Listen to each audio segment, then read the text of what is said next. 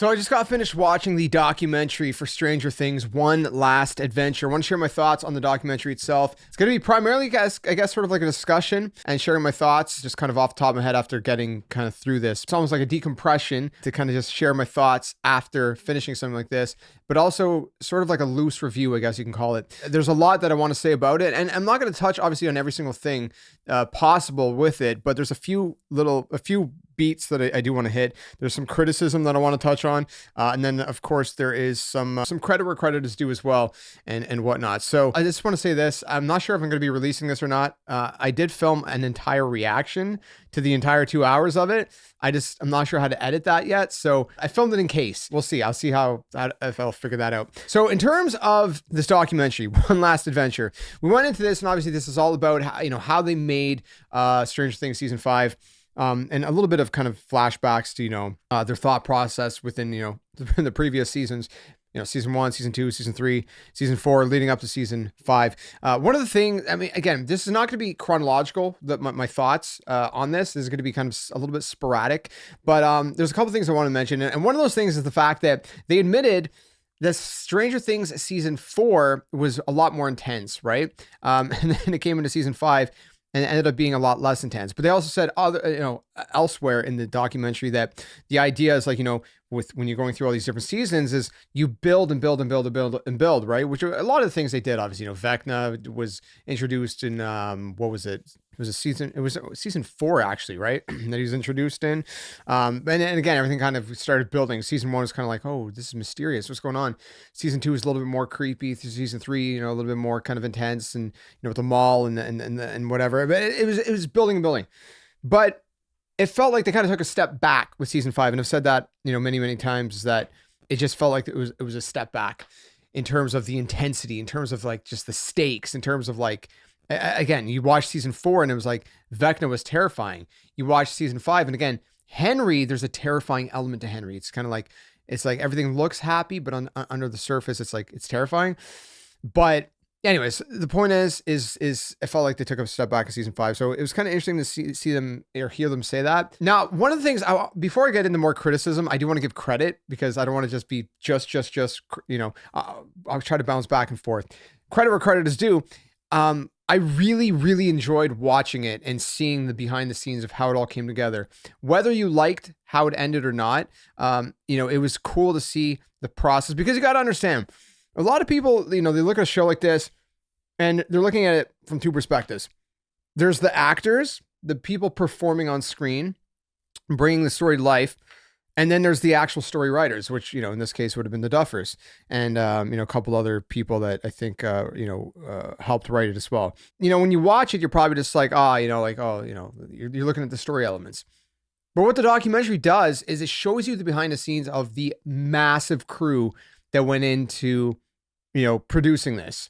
And it's huge. You got the set designers, which really impressive stuff, seeing how they kind of piece all this together and create these set pieces that are just wild. And the thing too that you got to, again, credit where credit is due, is that a lot of, shows and movies are heavily reliant on VFX, and they didn't do that in this. They did some VFX, of course, but they were primarily based on practical sets and props and things like that, and as much practicality as you could get, from the start. And so, to me, that adds an element of just it's just a touch to the show that you don't get in a lot of movies and TV shows nowadays and whatnot. So I like that a lot, and seeing how that came together, and just the artistic elements of the set designers, the people that take all this styrofoam and then turn it into the ribs of the mind flayer, where the final battle takes place, to see all stuff like that, or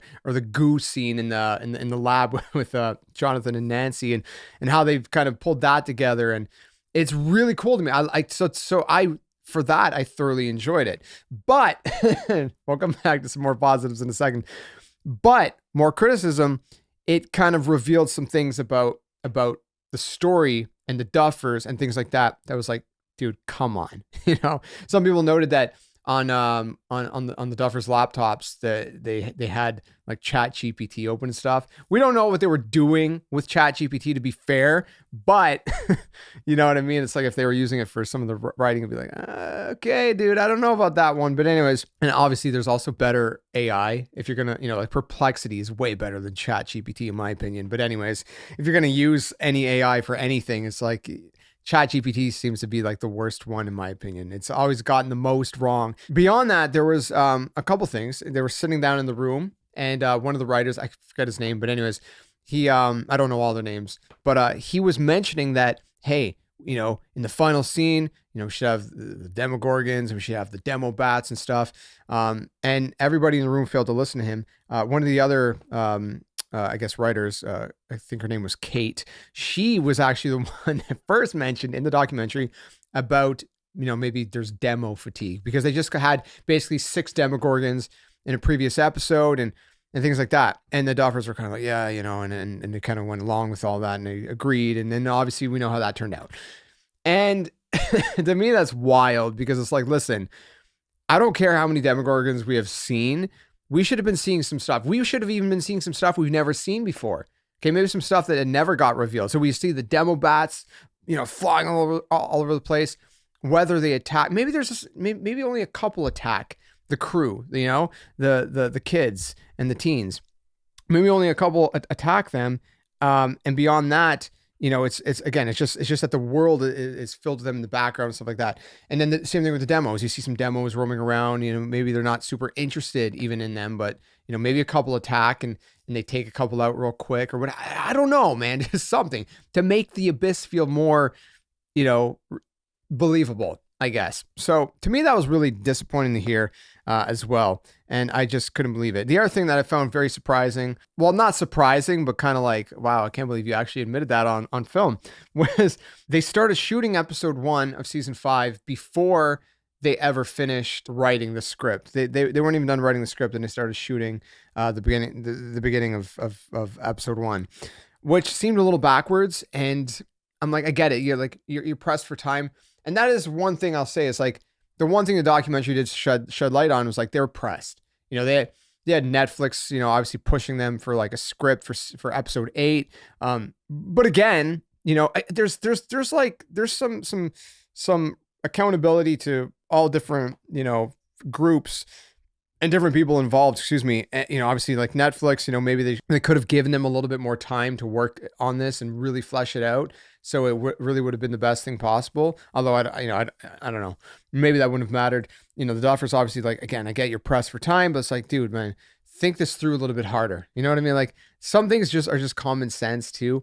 I get the pressure, the weight, I get that, but man, it's like a lot of missed opportunities in that. And the fact that it's like, there's certain things that were brought up, like I said, in the abyss with the demos and stuff like that, that were just ignored. But again, to go back to credit where credit is due, it's like there's some, again, seeing some of these elements again, kind of retold and from the behind the scenes perspective of the show, it's like the final scene where, the original crew are playing D&D and then they put their books away, the mic goes up and he just shuts the door. And I think that scene is beautiful, man. I still do. I think that was a great way to wrap up the show. I think that was a really, really, really good way. I just think that there could have been more before that and things that were kind of, you know what I mean? Like elements that just were out of place or that they weren't fully fleshed out. But there's elements that were really well done. Or the scene where Vecna first shows up, I think it's in episode 4, right? The Sorcerer, chapter 4, whatever you want to call it. And, where Vecna kind of comes out and he kind of, drags Will over to him with his, powers and whatever, and it's in the military base in the real world. That was a great scene, man. That was when I watched it, I think it was a great scene. So there's a lot of great, and seeing how that came together in a documentary was like, man, it was massive, lots of people. I think they had like 75 military kind of characters that were on set, and like 50 of the other characters. Anyways, there was like a lot of characters on set. There was a lot of set pieces. Again, this was all mostly practical with, again, some blue screen and stuff behind. It's nuts. They built that entire like little mini kind of downtown Hawkins, it's like, that's crazy. You know, that's crazy that they did all that. And just seeing again how they brought some of these set pieces to life is just mind blowing. And I think that was a really cool element of this documentary, is seeing all of that. And then also seeing, like, you know, like some of the, you know, actors would try something, then, you know, maybe the Duffers or someone else would say like, hey, try this, or, you know, just seeing how the actors would kind of figure things out. Like, okay, you know, maybe I do this, or maybe do that. That was really cool to see as well. And so I think for the documentary itself, no matter what you think of season 5, if you're a fan of Stranger Things whatsoever, I think the documentary was really, really, really well done. I think it was a solid, like, I haven't thought of a review score, but I think it was like a good 9 out of 10 in terms of how the documentary was laid out, how it was stringed together, how it was directed and edited and pieced together and presented. I think it was a very well done documentary. I'm talking about the documentary itself. We're not talking about like, what do you think about season 5, you know, in and of itself? Because this is a separate piece of media. It's about season 5 and the whole process of making that, but it's a separate piece of media. And I think that was very well done. Obviously, it wasn't the Duffers that directed it. The director did great, and everybody who kind of edited it all together was, you know, it was well done. It was a very well done documentary, and I've enjoyed a variety of different documentaries throughout the past, and so I always appreciate a documentary that's strung together very well. And you might just be like, oh, they're just showing how you know, behind the scenes and how things work. Yeah, but there's a flow. Right? There has to be a flow to documentaries as well. And it flowed very nicely. So as a documentary, I think it's a good 9 out of 10. It was a very, very well done, 2 hours, you know, in length, just over 2 hours. And just, again, seeing all the different elements and really again, you don't see the people behind the cameras either, the cameramen, right? You don't get to see them. And one of the camera guys was like, he was tearing up during the final scene with you know, the original crew playing D&D. And it was cool to see that and how they internalize not just like what's going on, with what they're shooting, but also just, you know, how they're internalizing, okay, the camera work and how that's working, and seeing how it's like a whole, like, you know, choreography. It's nuts. It's crazy to see. So I think the documentary is really well done. And I think if you're, you know, even if you're disappointed with how season 5 played out, I think you would enjoy the documentary quite a bit. I did.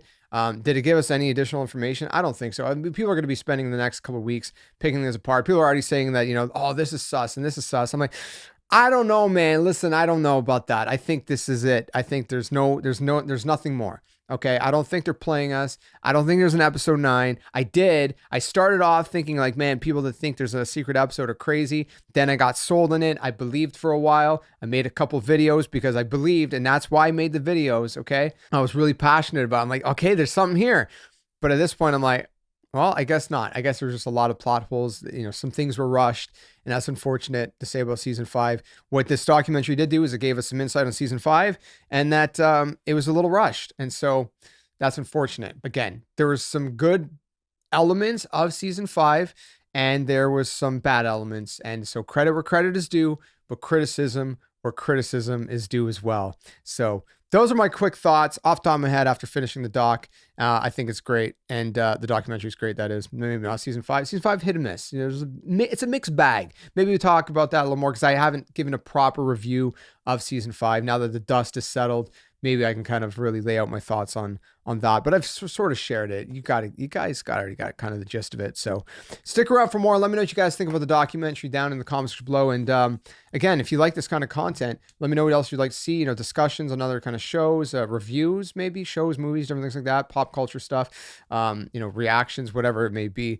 There's some other shows that I want to talk about. And I'm a little late to the party, but I just finished season 2 of Alice in Borderland, which is a pretty crazy show. The end of that season, that messed with your head the way that Stranger Things season 5 should have. But hey, anyways, working on season 3 for that show. So if you want to see me talk about that, even though I'm late to the party or whatever else, you know, I would love to do that. So let's just keep moving forward, keep growing the channel community. Thanks so much for watching these videos, and let me know your thoughts of the documentary, One Last Adventure, in the comments. See you guys later. Thanks for watching.